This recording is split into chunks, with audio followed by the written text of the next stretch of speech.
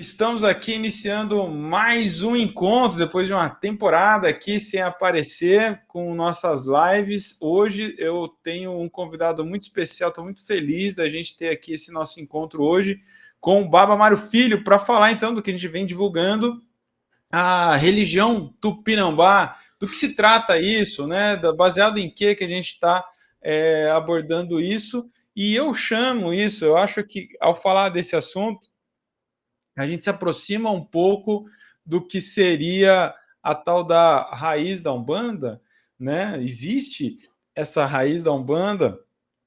Então, muito bom dia, Baba Mário Filho. Bom dia a todos que estão assistindo, a todas que estão assistindo, tanto pelo Instagram quanto pelo YouTube. Um prazer, mais uma vez, estar aqui com todos. E agradeço o pai Rodrigo Queiroz pelo convite. Poderíamos dizer que a santidade, que não é a religião Tupinambá, mas uma das manifestações, poderíamos dizer, religiosas do povo Tupinambá, pode ter tido muitas influências no que depois viria a ser chamado de Umbanda. Mas começando para falar sobre Tupinambá. Então, Tupinambá... Estou te ouvindo, pode seguir. Caiu o áudio? Conectado também, estava conectado tá. Tudo outro celular também no Bluetooth. Tá. Então, veja, quando eu falo de Tupinambá, eu tenho que pensar no povo Tupi, ou Tupinambá. Então, são os nomes de um grande grupo étnico indígena que habitava especialmente o litoral brasileiro. Então, a gente vai encontrar inúmeras divisões entre os Tupinambás, os Guajajara e outras tribos, outros grupos étnicos, pertenciam a esse tronco maior chamado de Tupinambás. E havia as práticas espirituais próprias dessas pessoas, desse grupo étnico dado o nome Tupinambá. Então, quando eu vou pensar nessa prática religiosa ou prática espiritual, a dificuldade que as pessoas têm é de compreender o tema ou o vocábulo religião. Bom, para explicar religião, nós temos que ir à história e verificar quantas formas de religião a gente vai encontrar. Você vai encontrar como religare, que é religar o ser humano à divindade, como relegere, reescolher, enfim, são 4 ou 5 origens que a Europa deu à palavra religião. Então, a religião é um conceito eurocêntrico. A questão da religião é algo eurocêntrico, que vai buscar sempre a definição de religião sob o olhar europeu, sob o olhar das pessoas que colonizaram grande parte do mundo. Então, nesse aspecto, quando as pessoas ouvem falar em religião que foge do tronco abraâmico ou das religiões ditas universais, há uma desqualificação delas, como se isso fosse importante. E pessoas dão importância a isso. Imagina como saiu uma decisão uma vez de um juiz que dizia que a Umbanda não era religião. Isso fez com que as pessoas tivessem uma manifestação muito grande em relação às palavras deste juiz. E é nesse sentido. Então, se eu falar que uma religião não é religião, eu estaria, de alguma forma, diminuindo essa religião. Mas veja, não havia, não há, não existe, não existiu uma palavra no léxico tupi, no léxico tupinambá, que falava em religião. Por quê? Primeiro, não tinha que ligar nada a ninguém. Que essa ideia de queda adâmica é algo específico do pensamento ocidental, que Adão estava no paraíso e cai do paraíso depois de comer o fruto proibido, e ele sai do paraíso. Então, ele se desconecta da divindade. Isso, para o povo tupinambá, não existia. Não houve uma desconexão deles com a divindade. Então, quando você vai falar em religião sob o aspecto eurocêntrico, talvez não caiba para o Tupinambá uma religião. Talvez a observação dada no comentário feito ao anúncio desta live tenha razão de existir nesse sentido, quando se busca a definição de religião sob o aspecto, sob o olhar eurocêntrico.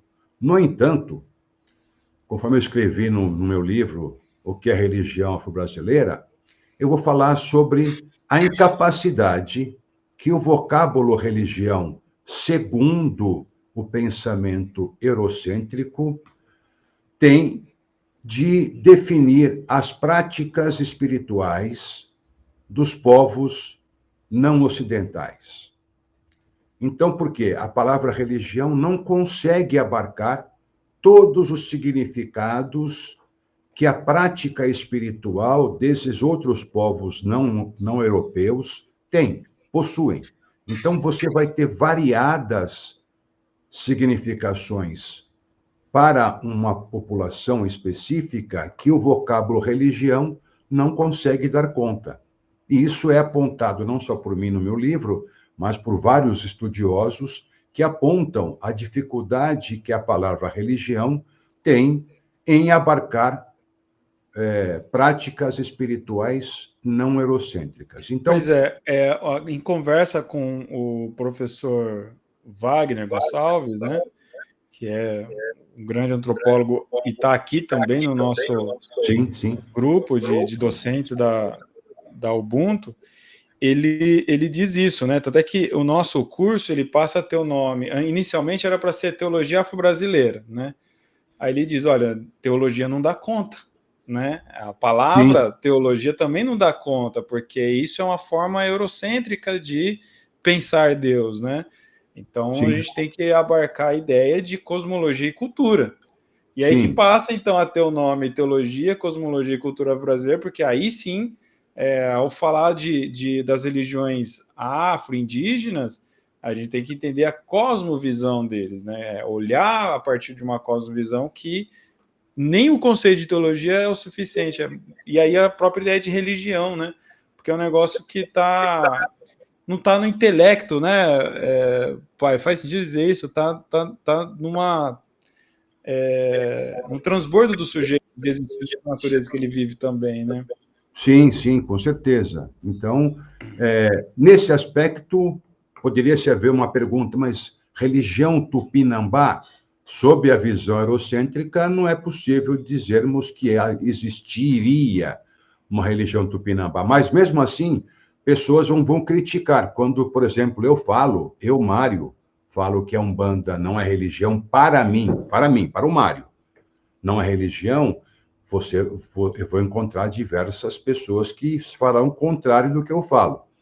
E aí, como acadêmico, se uma pessoa qualquer fala que a religião dele é tupinambá, eu vou ter que, como pesquisador, anotar como uma religião nova, uma religião que exista, porque há um praticante dessa religião. Então, modernamente, você vai qualificar religiões de acordo com os seus praticantes.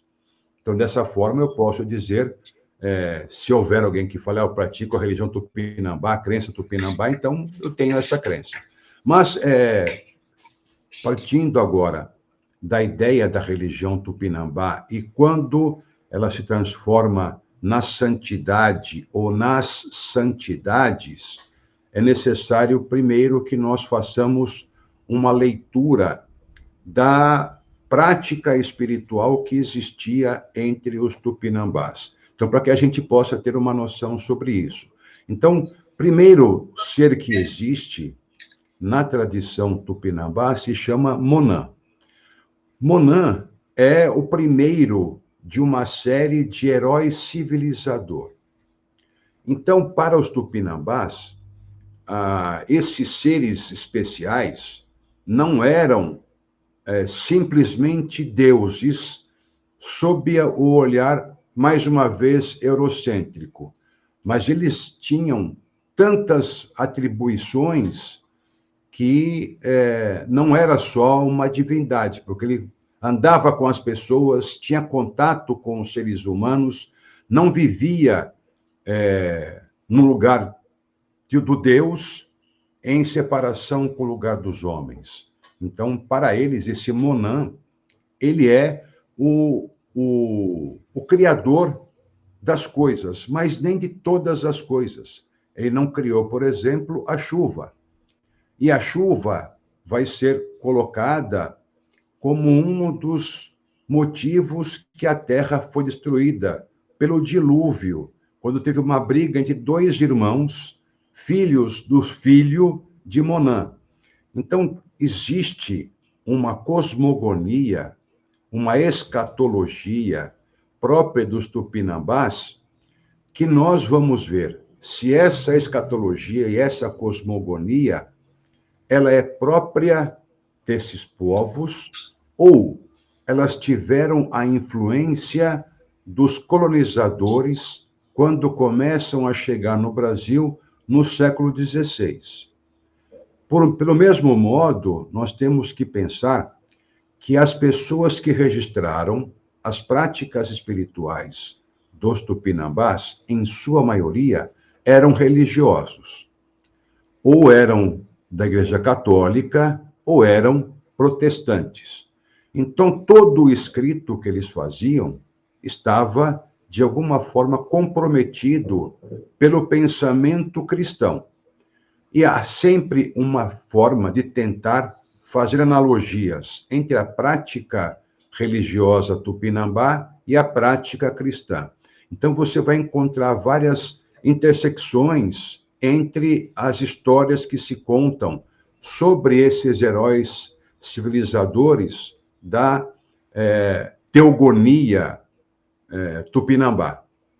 Chega ao ponto, por exemplo, de um personagem importantíssimo da teogonia tupinambá, que é Sumé, e ele se descreve Sumé como São Tomé, que teria vindo lá de Jerusalém e vindo até o Brasil, feito contato com os nossos indígenas, ensinado os nossos indígenas a agricultura, a organização social, etc. Então, a palavra Somé, ou Sumé, se tornou São Tomé, pela escrita das pessoas que vão registrar essa cosmogonia, essa escatologia típica do povo tupinambá. E a pergunta é que fica, isso é natural deles ou isso foi já um processo sincrético que vai acontecer, um processo de amalgamento, não só sincretismo, mas de amalgamento e de assimilação. Porque o sincretismo é trocar uma coisa pela outra. Não foi só isso. Houve uma assimilação, houve aglutinação de histórias para que houvesse um liame entre elas e pudesse dar uma característica do ideário católico ou protestante ou cristão no geral para a prática indígena. Então, isso será muito difícil de nós estabelecermos qualquer tipo de originalidade. O pesquisador Ronaldo Weinfass, que é um dos principais escritores sobre a santidade desse livro aqui, A Heresia dos Índios, que eu recomendo a leitura desse livro, ele fala que muitos autores dizem que a prática era sincrética, ponto, termina por aí. A sincretismo é quando você troca uma coisa pela outra. Já ele não, ele vai dizer que essa troca que houve entre os indígenas e os colonizadores foi também, em parte, até para agradar as pessoas que ouviam os indígenas, que eles se manifestavam com eles por meio disso. Então, então quer dizer que é Sumé, o Sumé é o nosso São Tomé. É sim, verdade. Para agradar ao colonizador, para Aí a manter... gente vê uma sagacidade dos indígenas que não está nos livros, né? Que Não, na... porque isso é uma característica dos nossos indígenas, de manterem uma boa relação com os visitantes. Isso é normal. Então, Mas será que é de bom grado ou para poder também controlar alguma situação também, né? Tá, é como uma sim, defesa nós também, temos né? que entender que eles eram alvo da escravização. Sim, Então, era uma negociação constante em razão do sofrimento que a própria escravização indígena produzia. sim. Então, até tem uma passagem que o frei André Tevet, que foi um dos principais registradores da cosmogonia tupinambá, ele falava assim, ele pegou um registro de que um indígena fala assim, olha, se você quer que eu capine as suas plantações, que eu cuide dos seus animais, você primeiro tem que ter conexões maiores comigo. Então, essas conexões também podem ser vistas pela forma da crença. Então, por isso, essas assimilações, essas aglutinações foram acontecendo como parte do processo da colonização. Então, quando eu vou tentar estabelecer como era a prática tupinambá, é praticamente impossível que eu consiga fazer isso, porque, como falei, os registros são do outro, são daqueles que estão assistindo às práticas espirituais tupinambá, já com toda a invasão do pensamento colonial, já da catequese indígena, lembrando que José de Anchieta, Padre Manuel da Nóbrega, já haviam traduzido vários salmos e várias músicas sacras para as línguas indígenas, para que eles cantassem durante as missas, ou cantassem durante as atividades religiosas.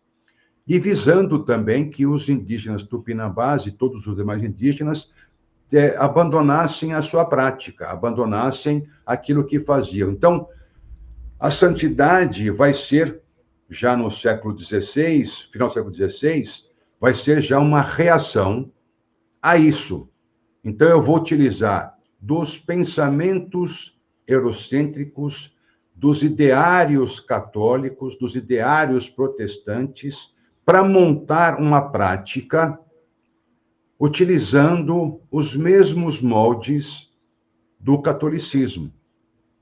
E aí vai ter a cruz, vai haver o Papa, o Antônio, que vai se chamar de Papa, vai se autodenominar Papa, vai se casar com a Maria, Mãe de Deus, que é batizada com esse nome. Aí já é uma liderança tupinambá, né? Tupinambá, sim. O nome Maria, Mãe de Deus, liderança Tupinambá. E ele se auto-intitula como Papa. E esse movimento que vai acontecer na Bahia, em Jaguaripe, se torna um movimento que dura quase 60 anos, que é combatido por vários governos. A coroa vai tentar destruir esse movimento bem sincrético e que atrai não só mais os tupinambás, mas pessoas que não eram indígenas. Você vai ter tanto os mestiços em geral, pretos e índios, brancos e indígenas, brancos mesmos, pretos mesmos, que vão fazer parte desse movimento que se chamou depois de santidades. E isso foi observado não só em Jaguaripe, mas em vários lugares do Brasil, como expressões religiosas, e Ronaldo Weinfas vai dizer que isso foi uma resistência a colonização. Muitos autores vão dizer que não, que foi apenas um sincretismo entre as práticas. Já o Weinfels, ele é completamente contrário a essa observação. Eu gosto dessa esse apontamento do Weinfels, assim, né, porque acho que vale a pena a gente dar uma lupa nesse ponto, né, pai? Porque a história na escola pinta os indígenas como passivos e submissos, né? Na minha época de alfabetização e formação inicial pedagógica, foi assim que eu aprendi sobre os indígenas. Eu também. Então, aí a gente é levado à ideia de que eles não tiveram resistência, coisa parecida, e acho que é daí que vem essa ideia, não, foi mero sincretismo por assimilação. E aí o Weinfels está propondo o seguinte, não, havia tamanha resistência a ponto desse grupo, né, Tupinambá, que cria essa santidade de Jaguaribe, que é um apossamento também dos valores do colonizador, e isso está quase num lugar de afrontamento mesmo, é uma resistência, mas um afrontamento. Você vai vir aqui, então eu também vou tomar o que é sagrado para você e vou fazer livre uso disso, né? Aí é grifo meu, né? Mas, assim, acho interessante a gente perceber a história por esse lado, como eu disse anteriormente, da sagacidade dos indígenas, né? Muito rápido eles assimilaram o colonizador e criaram estratégias de resistência e sobrevivência, né? O que você pensa disso, pai? Não, eu concordo plenamente com essa ideia do Weinfels e também com o que você colocou, de que realmente essa prática era uma resistência. Eu vou fazer do meu jeito, sim, não do seu jeito. E sou um papa. Sim, vou ter até um papa. Então, a minha forma da prática. Vocês querem que eu faça isso, mas eu vou fazer do meu jeito, para evitar confusão. Mas veja, os indígenas brasileiros foram peças fundamentais, por exemplo, na resistência à dominação francesa do Rio de Janeiro, porque a França invade o Rio de Janeiro, até o André Tevet, que é esse frei que eu comento que estudou a cosmogonia e a escatologia em Tupinambá, ele vem com o Villegagnon. Villegagnon é um militar que vem com 2 naus para o Brasil para tomar o Rio de Janeiro e próximo do Rio de Janeiro para ser um enclave francês. E quem faz combate ao Villegagnon e aos franceses são os próprios Tupinambás, que os Tupinambás, como eu falei, eles habitavam a maior parte do litoral brasileiro. Saía lá do sul e até o nordeste, todo ele era nessa região. Então, no Rio de Janeiro, a resistência à colonização francesa, apoiando a colonização portuguesa, foram dos Tupinambás, porque não havia efetivo português ou de brasilianos, não é brasileiros, é os brasilianos ainda, que habitavam o recém-descoberto país Brasil. Então, quem vai fazer frente à dominação são os Tupinambás. E os Tupinambás são famosos pelo seu viés combativo. Tanto é que os Tupinambás tinham a prática antropofágica do canibalismo como parte da sua vida espiritual, porque a antropofagia era um ritual espiritual, um ritual religioso, que demorava 2, 3 meses até acontecer essa antropofagia específica. Havia várias formas que os Tupinambás se alimentavam da carne dos inimigos. A primeira forma é quando no combate com outros grupos étnicos ou contra os portugueses, os que foram mortos no campo de batalha, eles serão preparados e comidos no próprio campo de batalha, antes de voltar para a sede desse grupo. A outra forma é que a pessoa que não foi morta foi ferida durante o combate, durante a guerra que se estabelece. Então, durante o combate, a pessoa se fere, mas não é morta. Ela depois que se descobre que ela está viva, que não está morta, ela é morta e também é comida, como o caso anterior. E quando a pessoa é capturada, ilesa, ela é levada para a tribo. E a tribo vai ter toda uma ritualística própria para que essa pessoa seja consumida por toda a tribo. E aí estão vários rituais que acontecem. Essa pessoa vai fazer parte da própria comunidade, ela será atendida em todas as suas necessidades, terá uma casa para morar, se quiser ter uma esposa, lhe será dado uma esposa, enfim, ele passa a fazer parte da comunidade, mas sabendo que ele vai ser comido por ela. E isso vai durar o tempo necessário para que isso seja realizado e o corpo consumido.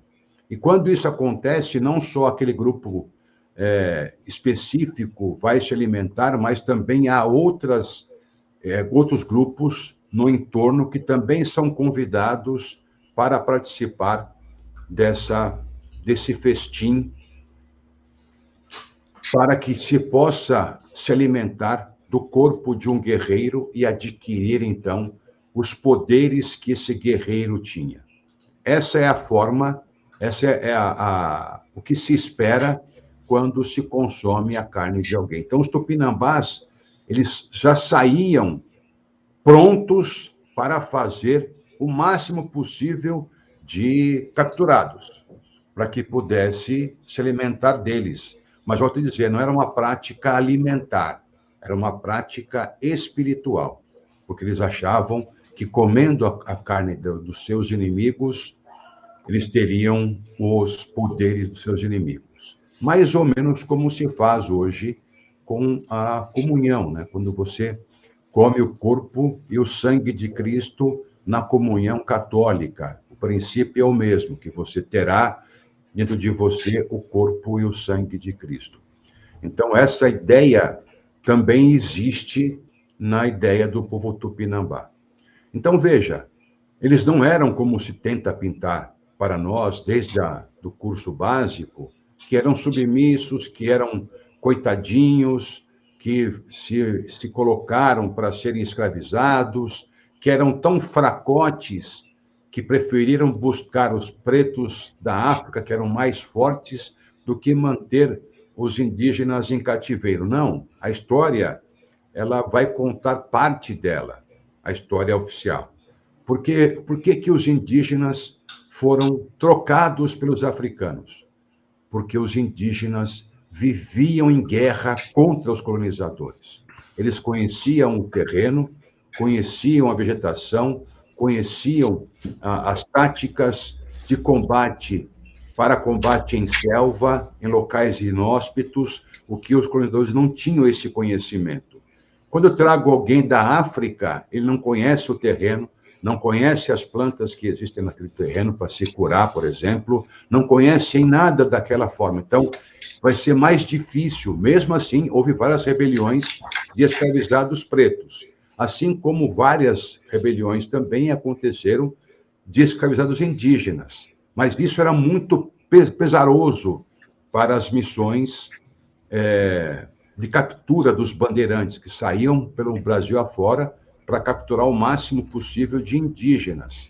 Inclusive, os bandeirantes, assim como os indígenas o faziam, se alimentavam de indígenas.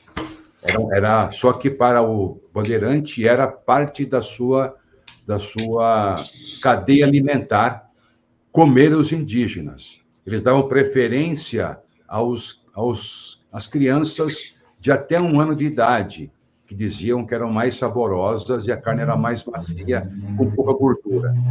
Então, é a descrição que é dada pelos bandeirantes quando consumiam os indígenas. Então, tudo isso acontecia no Brasil. Então, falar que eles eram submissos é sempre colocar o europeu como o melhor, o branco como o melhor, e qualquer pessoa que não seja branca como ser inferior. Isso acontece desde os princípios e continuará acontecendo, faz parte da nossa história, infelizmente, mas precisamos, como essa iniciativa dessa pós, para que as pessoas tenham visões diferentes do que até então se pregou para as práticas espirituais, tanto indígenas quanto de origem africana. Sobre essas narrativas eurocêntricas, qualquer semelhança com os Estados Unidos e seus filmes, que eles são sempre salvadores do planeta, né, contra o mal, os alienígenas e tudo mais, eles sempre vencem, não é diferente, né, na história das Américas aqui. E acho que isso, eu chamo essa reflexão para o seguinte, pai, a gente tem descoberto cada vez mais a importância de descolar do problema de uma história única, né? Sempre olhar de quem conta isso daí. Então, vou dar um exemplo aqui no livro do Weifers, aqui na Heresia dos Índios, na introdução ele coloca aqui o seguinte, você me permite dar uma lida rápida aqui? Claro. Uma boa colaboração. Ele chamava de caraíbas, né? Esses pajés que faziam esses rituais ali nos primeiros contatos, né? E aí tem aqui uma observação, ó. Foi a esses rituais ou aos caraíbas que os protagonizavam que os portugueses chamavam inicialmente de santidades, o que faziam desconcertados e perplexos, já que todos costumavam dizer que não havia religião entre os gentios do Brasil, entre aspas aqui, né? Agora aqui o que eu acho interessante, as interpretações deles, né? Muitos disseram que os índios não pronunciavam as letras FLR porque não possuíam fé, lei e rei. Percebe o silogismo, né? A simplificação dentro do absurdo, né? E outros exemplos que o Manuel de Nóbrega disseram que o gentio não possuíam, né? Nenhum conhecimento de Deus nem ídolos, né? Com o tempo mudariam de opinião e, sobretudo, diante das chamadas santidades, descreveriam festas verdadeiramente diabólicas. Aí começa... Porque esse contato do colonizador, e vamos ser honestos aqui, né, na fala, da Igreja Católica colonizando a espiritualidade dos povos originários, de cara eles vão ter contato com uma ritualística que eles vão interpretar. Isso é diabólico. Então, a demonização daquilo que vinha de uma espiritualidade nativa é imediata, né, pai? Já é imediata, já. Sim. Então, a gente se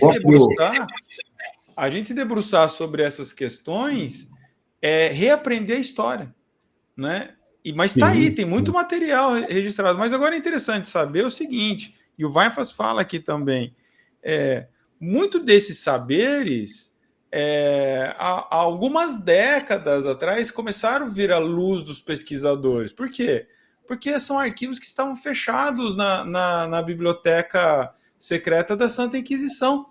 Então, tudo isso que se fala aqui da santidade é uma coisa que algumas décadas começaram a vir à tona, porque estava fechado esses conhecimentos. Então, isso o tempo todo está acontecendo. Novos saberes, mesmo das antiguidades, vão sendo acessadas de uma forma muito morosa. Há poucos anos, a Rússia liberou arquivos que mostram gravuras de Jesus numa figura preta. Jesus e os apóstolos todos desenhados como pretos, porque está escondido, está guardado. E foi um escândalo, é que as pessoas talvez não saibam do que a gente está falando, depois dá um Google aí, né? Arquivo russo de pintura sobre Jesus e os apóstolos, que é antiguíssimo e que pra gente hoje que pesquisa sabe, não, mas não tem nada de estranho, Jesus era preto mesmo. Jesus e os apóstolos estavam num território de pessoas de pele escura, né? Então não tem novidade. Mas a história narrou Jesus como esse branquinho, eurocêntrico, dos olhos claros, meio nórdico, uma coisa assim, híbrida, né, entre nórdico e os franceses, alguma coisa nesse sentido. Sim, então, sim. A gente precisa aceitar essa provocação do seguinte: parece que o que a gente aprendeu era certo sempre, e nem sempre é. E tudo que a gente puder revisitar das nossas convicções, a gente se surpreende na dinâmica do tempo e das novas possibilidades de descobertas. Eu acho que é isso que o Weinfels faz muito bem aqui, e na sua pesquisa de décadas, uma vida dedicada a estudar sobre essa cultura indígena, né, os indígenas aqui, né, pulsando nessa formação desse território, e da história que não é contada, né, ou ocultada. Então, eu fico aqui, assim, admirado de ver o senhor falar, pai, e as várias conexões que a gente pode fazer. Quando a gente colocou o título, entre aspas, né, para quem não percebeu, Religião Tupinambá, é para provocar. E a gente está se referindo ali a Jaguaripe mesmo, né? A Santa Jaguaripe, que já era uma coisa, num olhar europeu, isso aqui é alguma coisa religiosa que eles estão fazendo, é um culto que eles estão fazendo, então, logo, é uma religião, né? E era ali comandada pelos tupinambás. É uma provocação para que você que nos assiste vá se aprofundar. E ainda tomando um pouquinho do seu tempo, pai, eu preciso dizer para quem está nos acompanhando, a gente está aqui hoje, e se você quer se aprofundar mais sobre isso, é o pai Mário Filho, o Baba Mário Filho, que comanda a disciplina sobre santidade, Calundu e Cabula, as origens das tradições afro-indígenas no Brasil, dentro da EAD Ubuntu, né, a nossa pós em Teologia, Cosmologia e Cultura Afro-Brasileira. É com ele que você vai ter o prazer de desvendar, e aí lá ele aprofunda e tem materiais e conteúdos para você ampliar suas pesquisas. Aqui é um pontinho do iceberg, né, pai? Sim, sim, lá vai ter bastante material. Então, eu convido aqueles que quiserem participar, que se inscrevam na pós, para que possam ter acesso a esse material e essas aulas que eu ministro na pós. Sobre a inscrição, hoje a gente abriu, é só entre hoje e amanhã a pré-venda, né, de matrícula, que tem uma condição especial, super desconto, chega até 76% de desconto, mas é só agora. Então o link está aqui, quem está no YouTube, no chat, na descrição do vídeo, e quem está acompanhando a gente pelo Instagram, escreve nos comentários Ubuntu, e aí a Carol vai entrar em contato com você para você poder ser conduzido à garantia da sua vaga, né? Ubuntu só nos comentários e só para quem está no Instagram. Quem está no YouTube, a descrição está no vídeo e no chat. Então, aí você aproveita, né? E vai lá conhecer essas oportunidades. Mas ainda, o que mais é importante a gente entender agora, eu queria que a gente caminhasse para o fechamento, Baba, quando a gente pode, não sei como é a sua opinião, se é uma forçação de barra, mas eu vejo assim, acho que aí, porque quando a gente vê os registros de como era o ritual, né, da santidade, não é muito diferente do que a gente pensa numa gira de umbanda, de caboclo, né? Então tem alguém ali no comando, né, é uma roda, instrumentos, maracá, bater no pé, cantando, então tudo dentro daquele contexto cultural, e alguns vão entrar em transe. E o que é curioso também, que deixou os europeus escandalizados, a maioria eram mulheres que entravam em transe, tem mais essa ainda, né?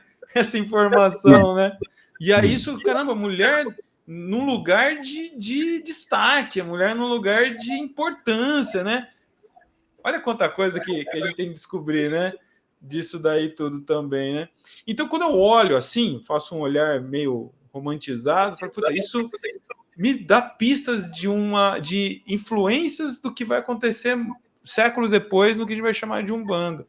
Você acha que é um exagero isso? Ou os caboclos reproduzem isso mesmo, de alguma forma? Não é exagero, como se fosse um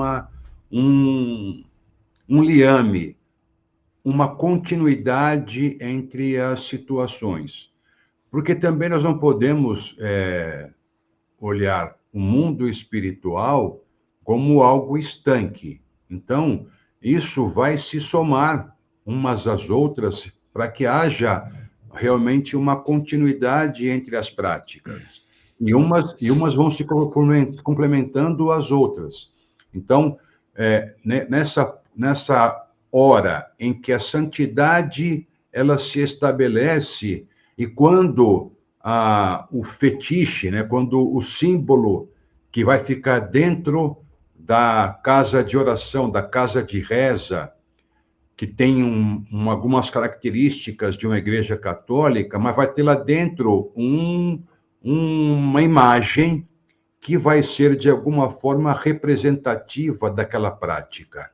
E isso escandaliza completamente qualquer tipo de olhar. Imagina, estão cultuando uma imagem, estão cultuando um fetiche.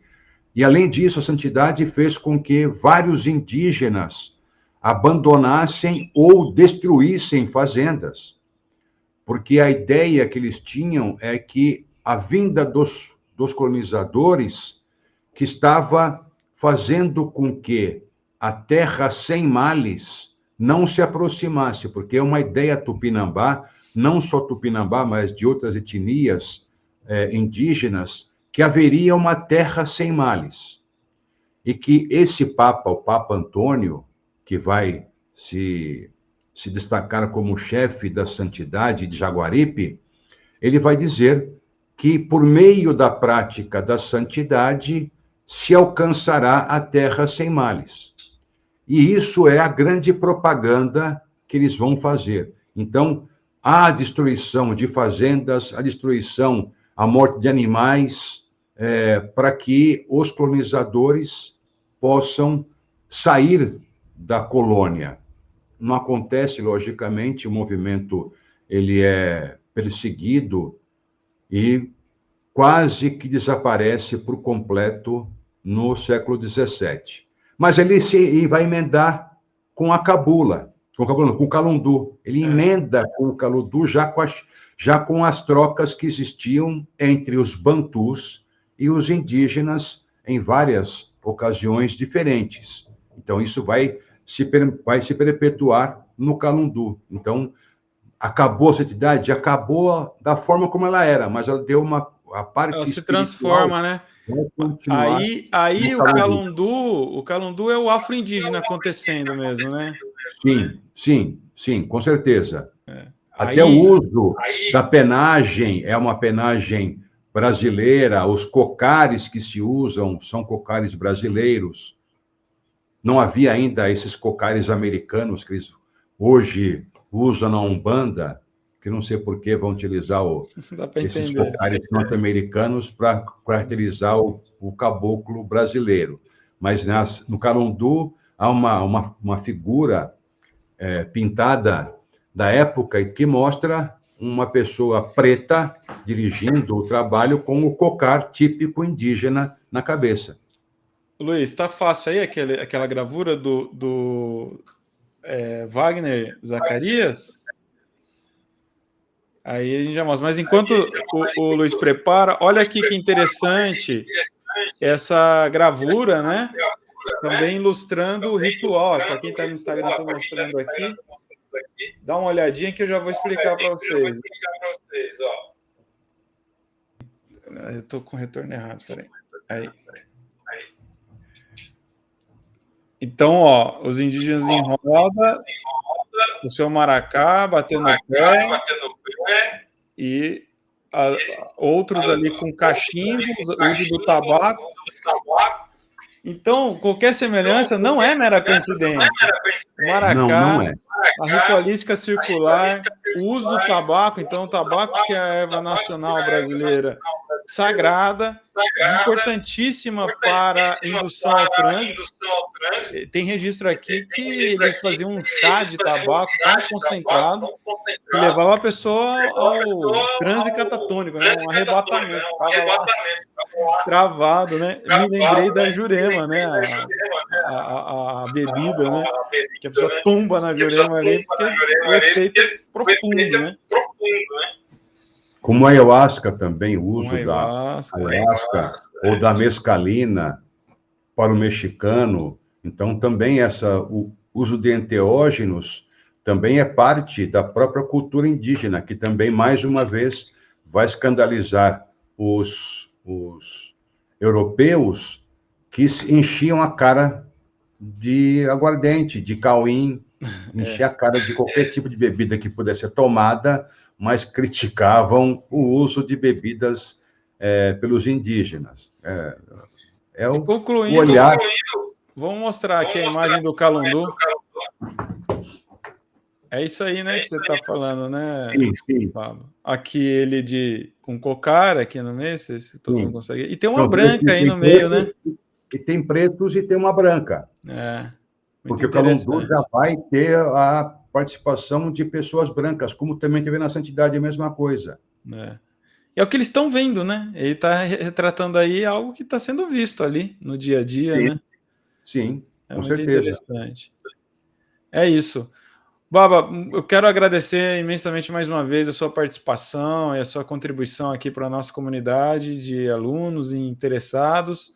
E deixo aqui o senhor livre para fazer o convite para acompanharem você no seu canal também, aqui no YouTube, no Instagram, e suas últimas palavras aqui, chamando essa galera para a turma 4 aí da nossa comunidade de estudiosos da Ubuntu EAD.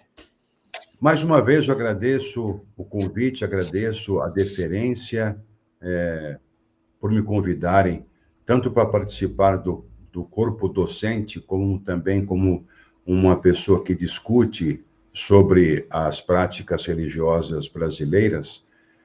Para mim é muito gratificante isso, porque eu me dedico ao estudo disso desde que eu me conheço por ser humano.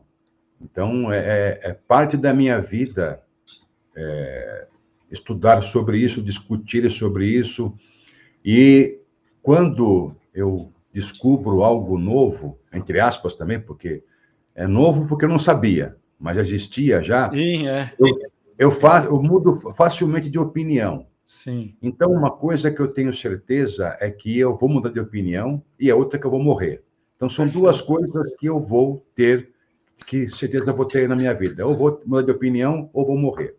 Então, a opinião que nós temos já deve ser tomada com base naquilo que nós vamos descobrindo ao longo da nossa vida. Então, o que eu tento fazer aqui é trazer para as pessoas informações que existem, porém não são muito divulgadas. E se depender da gente, vamos divulgar cada vez mais, né? Sim, o Ronaldo Weinfels, o livro dele é uma reedição que é do ano passado, 22. A última edição foi de 2002, depois de 20 anos que foi feita uma nova edição deste livro que estava esgotado, já fazia muito tempo, não se achava em lugar nenhum para comprar esse livro. Então, veja, é uma dificuldade para as pessoas terem acesso a tão ótima obra.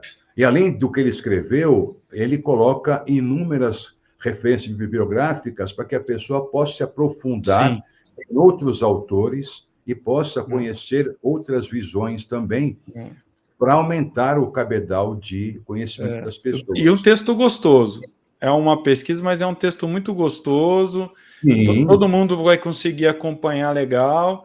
E eu gostei disso. Ele é muito generoso e honesto na citação de fontes o tempo todo, né? Propondo que vá lá, veja mais sobre isso, em tal livro, em tal artigo. Então, bem maravilhoso, assim. Eu estou aqui divulgando bastante, viu, Baba? Essa obra, eu venho falando livremente sobre esse conteúdo também, está aqui, e foi através do senhor que eu tive contato, não era um ilustre desconhecido para mim também, né? Eu também gostaria de fazer uma outra indicação de um pesquisador chamado Luiz Nicolau Parés. Ele escreveu o livro A Formação do Candomblé e outros livros também, e ele vai, dentro de uma pesquisa extraordinária, ele vai fazer também as conexões entre as práticas indígenas e as práticas afro-brasileiras. Então, é muito importante também esse autor. É claro que ele vai dar mais ênfase às práticas afro-brasileiras, mas vai trazer todo um cabedal de informações por exemplo, da pagelança e de como a pagelança indígena vai se mesclar com a pagelança africana, com os mesmos moldes, os mesmos intentos e trocando saberes entre uma prática de pagelança e outra. Como que é o nome do livro? Isso nos seus livros. Como que é o nome do livro? Deixa eu pegar aqui. Vê se acha aí, Luiz.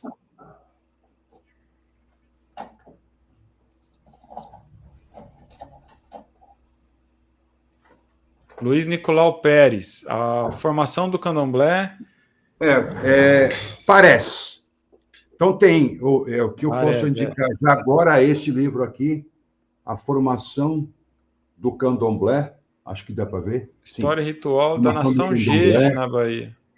Isso, é um livro muito bom e recomendo também esse outro livro dele, O Rei, o Pai e a Morte, também que ele escreveu. Fala muito do culto de Vodum, que é uma prática do candomblé que a gente tem pouco material, né? Do candomblé Jeje, pouquíssimo material. E ele é a pessoa que se destaca no estudo dessa questão do candomblé. Também queria indicar esse livro aqui, O Tato dos Viventes, que vai falar tanto da questão dos indígenas e a questão dos africanos escravizados. Então, os viventes aqui, para eles, são os escravizados no geral, tanto os indígenas quanto os indígenas e os escravizados africanos. E outro livro também que eu indico é esse aqui, chamado Negros da Terra, que vai falar sobre a interação entre os bandeirantes e os indígenas, especialmente em São Paulo. Os negros da terra é a visão que o indígena tem. Então, o indígena é visto como o negro do Brasil, da terra brasilis. Perfeito, maravilhoso. Excelentes indicações e eu vou já cair dentro delas também, porque eu estou tendo dificuldade de achar bons materiais sobre voduns, né? Mas agora eu lembrei dele, ele traz, ele que abre o primeiro texto no livro Religiões Negras no Brasil, que é um compêndio, né, de vários estudos, e ele fala sobre essa religião, que seria a tradição Jeje na Bahia, ali ele que traz esse texto, muito bacana mesmo. Então, muito obrigado, pai, por essa indicação também. Muito importante, e todos aqui tomem nota, porque tem que aproveitar e a gente está tendo uma produção literária muito boa, né, nos últimos anos, sobre todos esses assuntos. Pai, mais uma vez, muito grato. A gente se encontra dia 22 de abril, se não me engano, né, pai? Vamos falar aqui também sobre Ogum. Pai Mário, que é de Ogum, eu que sou de Ogum, e o mês que é de Ogum. Então, vamos falar disso. Eu tenho umas perguntas para fazer para o pai, que ele é iniciado na tradição em Yorubá, em Ogum, e tem umas histórias aí que ele viu, se ele puder contar sobre a relação com Ogum em solo africano, acho muito interessante. E a gente vai se encontrar aqui logo mais. Pai, obrigado. Bom trabalho, boa semana para o senhor e até o nosso próximo encontro. Até, um grande abraço para todos. Muito grato à sua audiência, sua participação. Então é isso aí, para se tornar aluno agora da Teologia, Cosmologia e Cultura Brasileira e entrar nesse universo de conhecimento, estudar diretamente com o professor, doutor e pai, Baba Mário Filho, né? Um monte de termo aqui igual. E então aproveite aí, tá aí na descrição do vídeo, ou quem está no Insta, comente Ubuntu.